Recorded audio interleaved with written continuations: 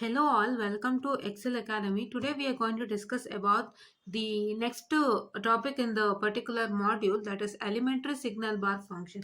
So this is the second topic, that's the last topic of chapter 1, that is elementary signals bar function. So in this topic we are going to learn about the 5 signals. Okay, so let me mention those 5 signals. So that is the very first signal is tend to be a sinusoidal signal.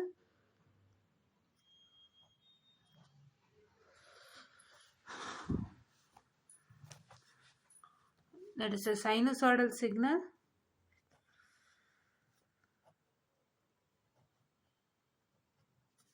The second one is said to be an exponential signal.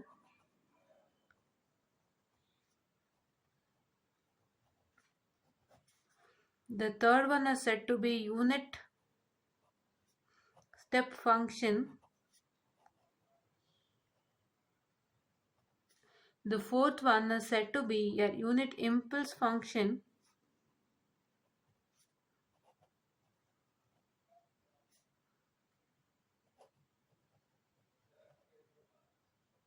And my last one, that is the fifth one, I say that as unit ramp function,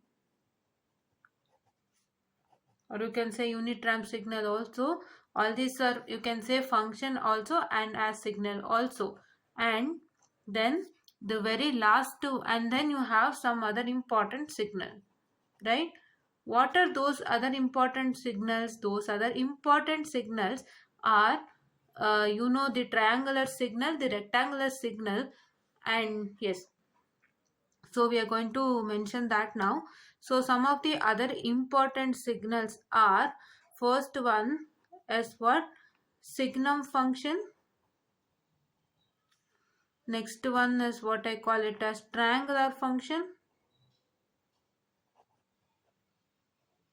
The third one, what I call that as my this thing. The third one, what I call that as rectangular function.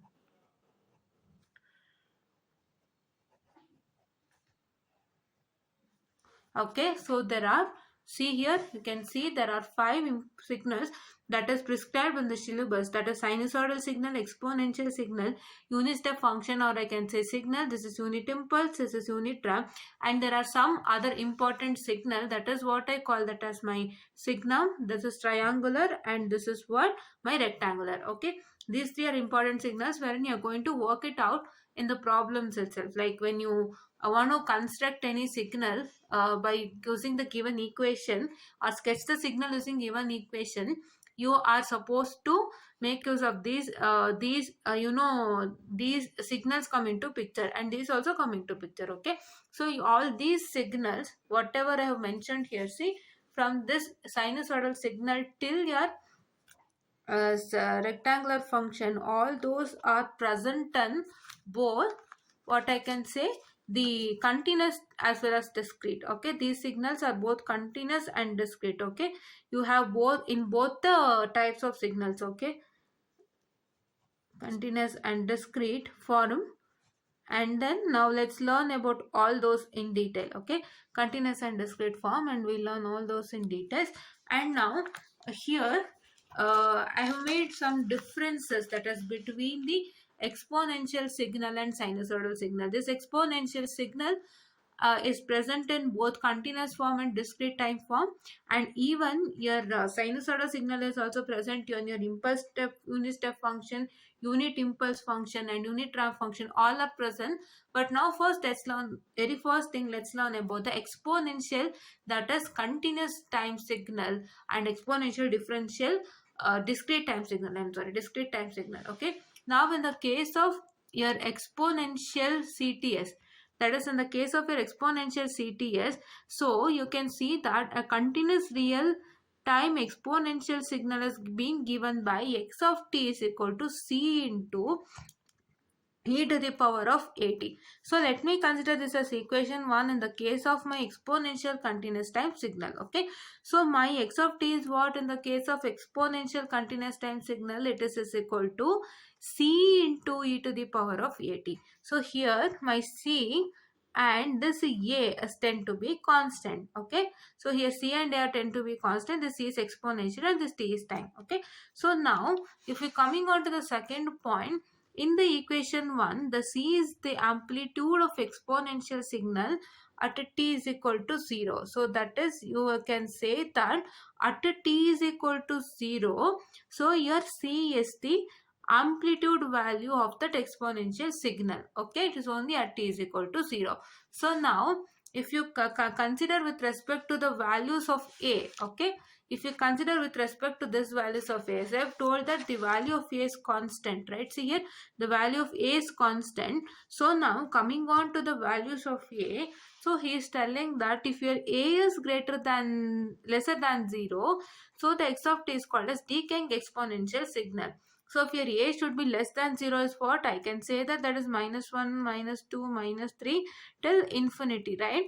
So that is, if the value is less than 0, that is if it lies between this -1, -2, -3 till infinity, so that signal is called as decaying exponential signal, and this decaying exponential signal is being given like this. See, this is what is my decaying exponential signal. See, it is decaying, right? From this point it is coming down to here. So this is decaying, this is decreasing. Okay, and now the second point that states that if your alpha is equal to 0, then exponential signal x of t is a signal of constant magnitude. That is, its magnitude is constant like this. Okay, this is what I call it as, this is what I call it as this one. Okay, if your if your this is not alpha, this is A, I can say. Okay, so as here we have taken it as at, so see here we have taken it as x of t is equal to c into e to the power of at.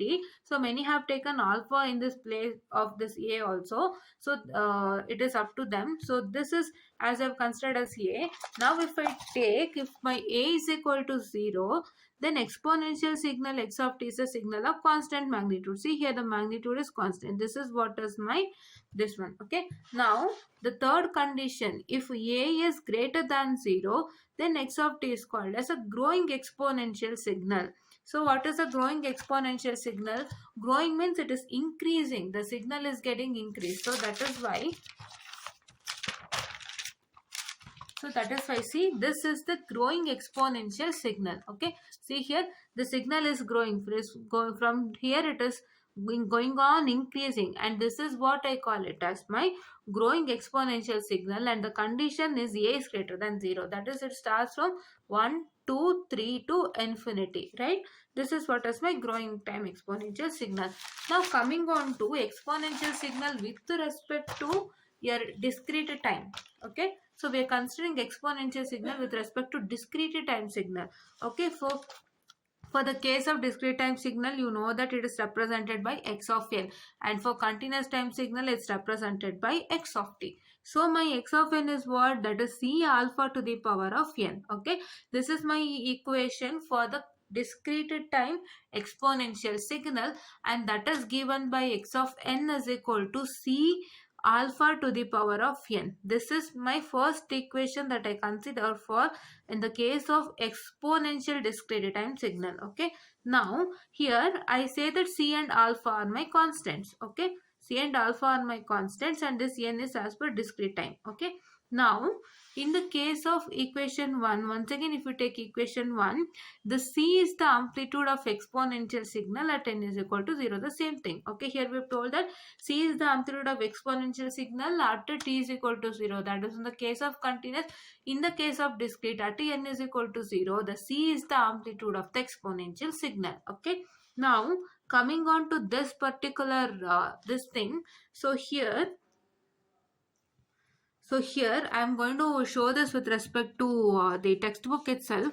So see, in the case of this exponential signal with respect to discrete time, so see here, we'll showcase this.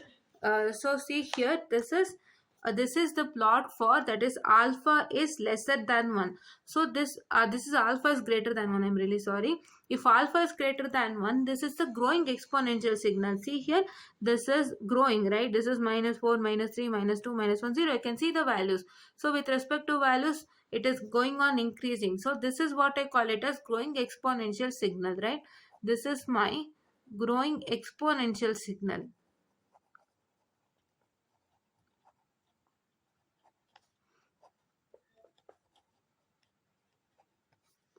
Okay, now in the case of this, so here he is considering that your 0 is, that is less than alpha, that is less than 1. So alpha lies between 0 and 1. So therefore here it is what? This is the decaying signal, right? See here it is getting decaying, like it is decreasing. Sorry, it's decreasing. So see here, -5, -4, -3, -2, -1, it's going on decreasing. So that is why this is what is called as my decaying exponential signal. Okay, now here there is another one. I'll show you that. So see here, this.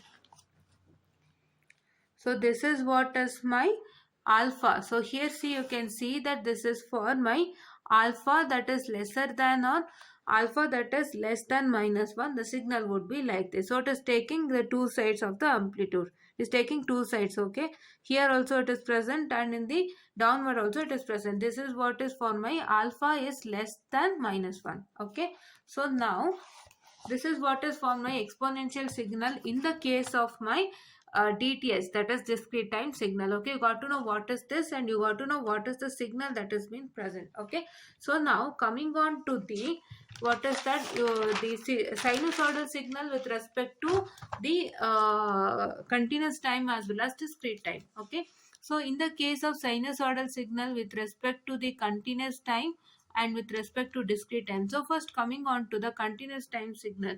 So first of all, before that, what is a sinusoidal signal? A sinusoidal signal, they do oscillates periodically. How? Like this. So it oscillates periodically, like it goes up and down. Okay, so see here, this is my sinusoidal signal.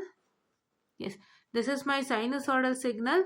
So here in the case of my sinusoidal signal, you can see this kind of signal. So it is going up, it's coming down. It's going up, it's coming down. It's going up, it's coming down. So this is what I call as my sinusoidal signal. So it is oscillating periodically to and fro. Okay, so this is what is my sinusoidal signal. I take this as my amplitude and I take this as my time. Okay, this is what I call it as sinusoidal signals. Okay, now so here, coming on to this particular part, we say that a continuous time sinusoidal signal is given by x of t is equal to a cos omega naught t plus phi. Okay, this is a cos omega naught t plus phi, wherein what is a? A is the maximum value of this particular x of t. Okay, and this omega naught is what? This omega naught is what I call it as an angular frequency that is being given by 2 pi f naught. See here, this omega naught is 2 pi f naught, and this is angular frequency, and my phi is called as my phase shift in radians. Okay, phase shift in radians. And here if you consider the fundamental time with respect to the sinusoidal signal in the case of continuous time signal, so I take it as this is 2 pi by omega naught, or I say it as 1 by f. Okay, so this is 2 pi by omega naught, and what I call it as 1 by f. Okay, yes, now 1 by f. Okay, so now here coming on to the this sinusoidal signal with respect to discrete time. So the discrete time sinusoidal signal is given by what? This is x of n is equal to a cos omega naught of n plus phi. Okay, so here I will see here, this is omega naught of n plus 5. So I'll write it here. I guess I can't see this. So this is x of n is equal to, that is a cos omega naught of n plus, this is what I call it as 5. Okay, the same thing. So what is a? A is the maximum value of x of n, and what is b? And not b, I'm sorry, b. What is omega naught? Omega naught is also the angular frequency that is given by the that is given angular frequency. This omega naught is also angular frequency, and this phi is the phase shift. Okay, so this phi is the phase shift. And here one more thing to be considered is, if you are n is dimensionless. That is what is n. So n is the denotation for the discrete time signal, and if this n is dimensionless, so if you consider this n is dimensionless, so what is that happening is, so your w naught and omega naught and 5 is measured in radians. Okay, if your n is dimensionless, you can measure this omega naught as well as 5 in radians. Okay, so that is what is one thing with respect to the sinusoidal signal. Okay, now coming on to the unit step function. So what is the unit step function? In the case of unit step function, so this is the continuous time unit step function is defined as u of t is equal to 1 for t is greater than 0 and for 0 for t is less than 0. Okay, so here what is he telling is telling that please to look at this, for it is 0 for t is less than 0. What is 0 for t is less than 0? It means that the unit step signal occurs for only positive time. Okay, only positive time, like I'll tell you, occurs for only positive time. Okay, for negative time it does not occur. Okay, it's already given, right? It is 1 for t less than 0, that is t greater than 0, and that is 0 for t is less than 0, right? That is like your signal would be like this. I'll show you, I'll write the signal. So this is the unit step signal. Okay, so in the case of unit step signal, it is what, here you consider this as 1 and this is for, this is all positive time, right? 1 2 3, and this is whole positive time, and this side is, I call it as negative, and here it is 1, and only for t is greater than 0, that is I for t is equal to 1, for t is equal to 2, for t is equal to 3, it might be any number greater than 0. The u of t is 1, for all others it is 0. See here, this is minus 1, this is minus 2, this is minus 3, and for all others it is 0, right? So this is what my unit step signal in the case of continuous time. Okay, continuous time. And if I consider my unit step signal in the terms of discrete time signal, see, that is what I've written here. So the u of t, what I explained you right now. And if you consider the unit step signal for the discrete time, so for discrete time, if I say it is same, that is you need to only change, that is n. Okay, so we've taken, that is u of n is equal to 0 for t is greater than 0, and u of n is equal to 1 for t, and 1 for t is greater than 0 and 0 for t is less than 0 we have taken in the case of, that is in the case of continuous time signal. But now for discrete time signal we are changing the t to n because we are making use of discrete time. So that is why the signal would be the same. So how to draw the diagram? So let us see the diagram. So diagram would be like this. Okay, so this is what is my diagram, I say. So this is like this, and you have, see, like this you have. Okay, so this is at any, this is only for positive time, I told. This applies even for the discrete time also. So here it is 1 for all at any n, so that is any values of n, that is for 1 2 3 4 and any values of n, it is 1. For all others it is 0. This is also applies for the discrete time signal also, and the representation would be like this. Okay, discrete time representation. So now coming on to unit impulse function. So unit impulse function is defined as, that is delta of t. So this representation is what, delta of t, and this is given by delta of t is equal to 0 if t is not equal to 0. So like if t should be not equal to 0, should be any other value. For any other value it is 0, and for the integral, so that is integral of infinity to minus infinity to infinity, this is delta of t dt is equal to 1. So this is what is the condition for the continuous time So that is unit impulse function. So what is telling? For delta of t is equal to 0, for t is less than, it is not equal to 0. Not equal to 0 in the sense it might be any value which is not equal to 0. And he is also telling that that is summation of minus infinity to infinity, that is delta of t dt is equal to 1. Okay, so this is what is my unit impulse function in the case of what?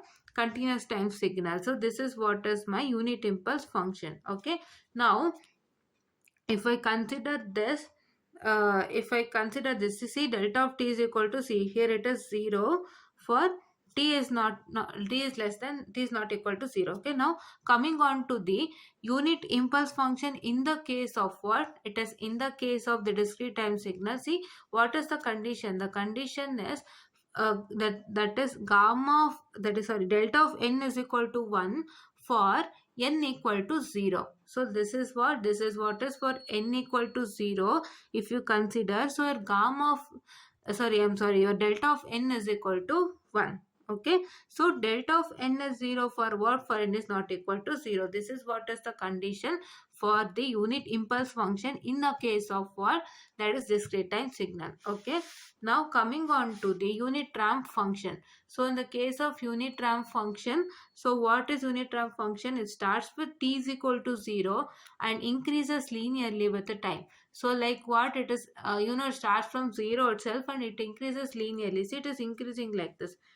See, this is what is my slope. Okay, so this is what I call it as my unit ramp function. So the continuous time unit ramp function is given by r of t is equal to t for t is, that is, this is what? This is greater than or equal to 0. So if t is greater than or equal to 0, that is greater than or equal to, in the sense it might be any value that is starting from 1, 2, 3, 4, or if yeah, or if it is 0 also. Why 0 also? Because see here it is equal to symbol. So if t is greater than or equal to 0 antandre, so your t might be 0 also. So your t might be equal to 0. If your t is equal to 0, then 0 becomes equal to 0.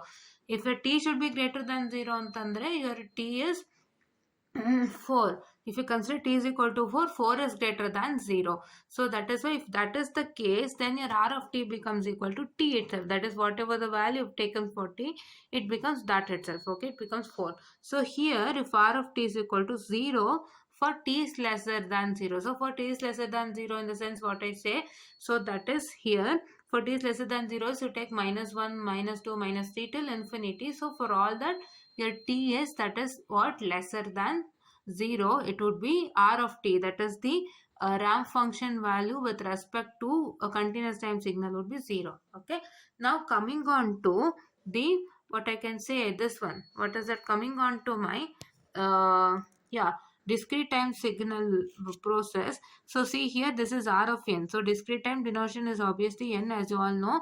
So that is equal to n for n is greater than or equal to 0. The same copycat. Okay, so you're going to change only the term, that is n, because it is discrete. Okay, but all the process remains same.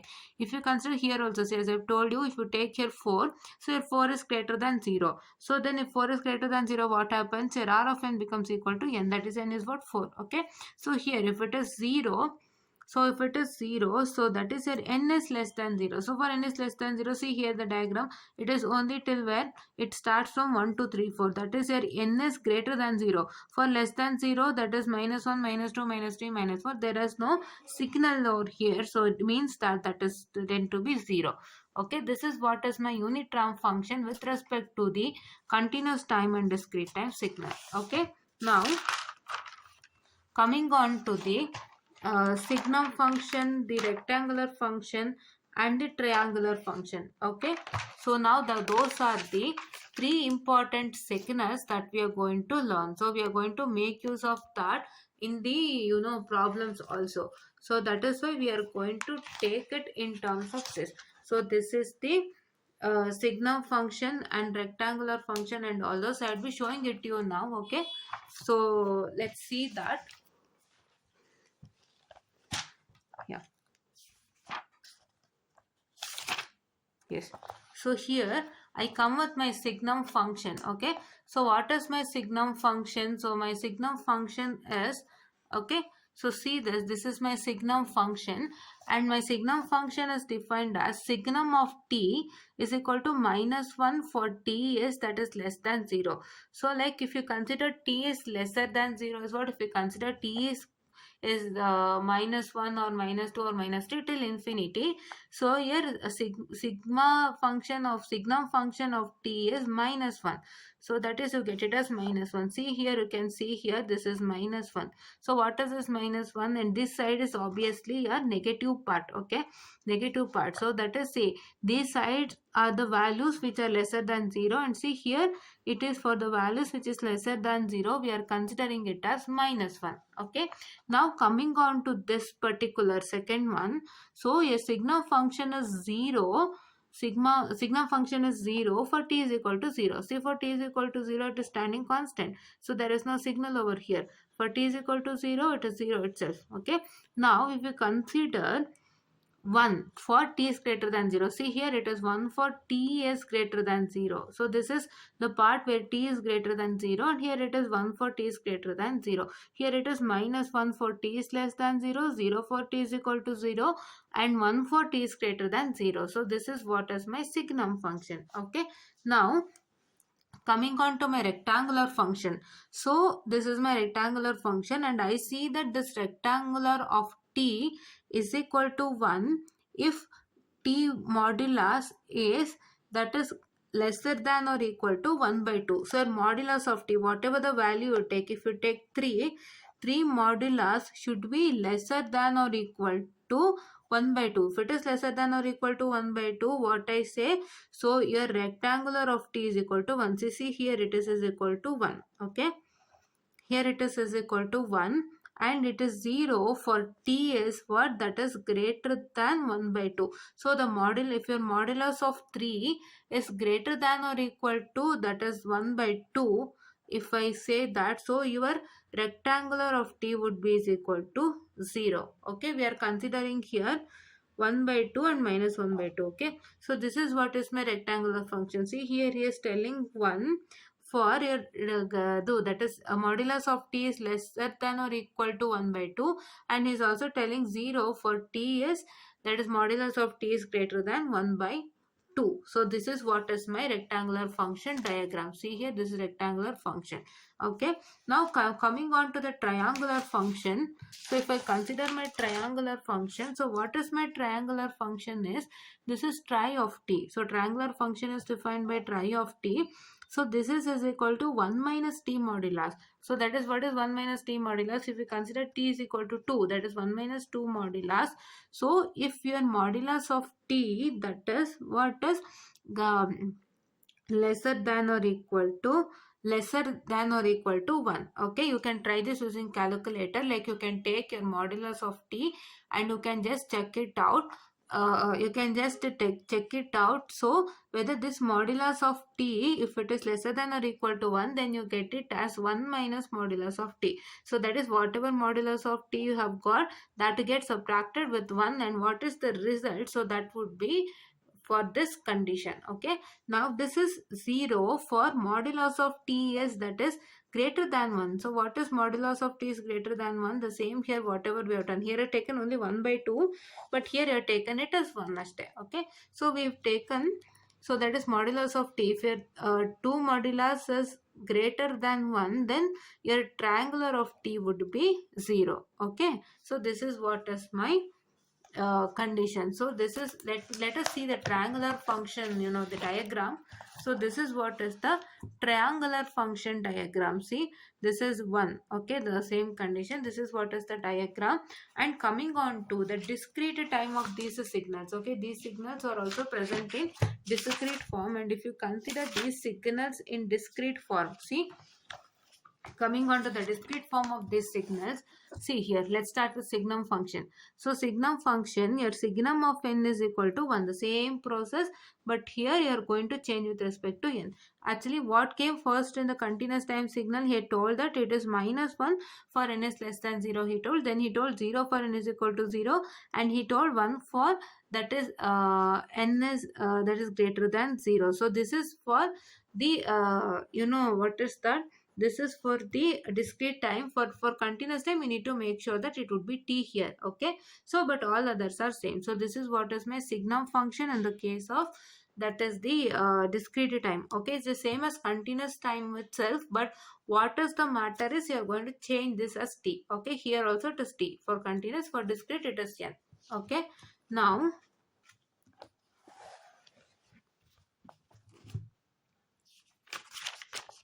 discrete it is n, and it is being given by, see, this is the diagram. Okay, so this is signum of n is shown with respect to diagram. See, this is for -1. What is this part? This part is, if your n is that is lesser than 0, it would be -1. So here is shown it as -1, right? All the signals that is are in discrete form are equal to -1. Okay, the amplitude is -1. So here see, this is n is equal to what, this is part is what, this part is for n is greater than 0, your amplitude would be 1. So see here amplitude is 1, right? Yes. And here for n is equal to 0, it would be 0. Okay, this is what is my thing. Now coming on to the rectangular function. So what is rectangular function? So rectangular function is defined as, that is rectangular n out of n. So that is equal to 1 if your n is n modulus is lesser than or equal to n naught. So this is rectangular of n naught is taken one value, that is what I call it as n naught, and if that modulus of 3, I consider it as 3 itself.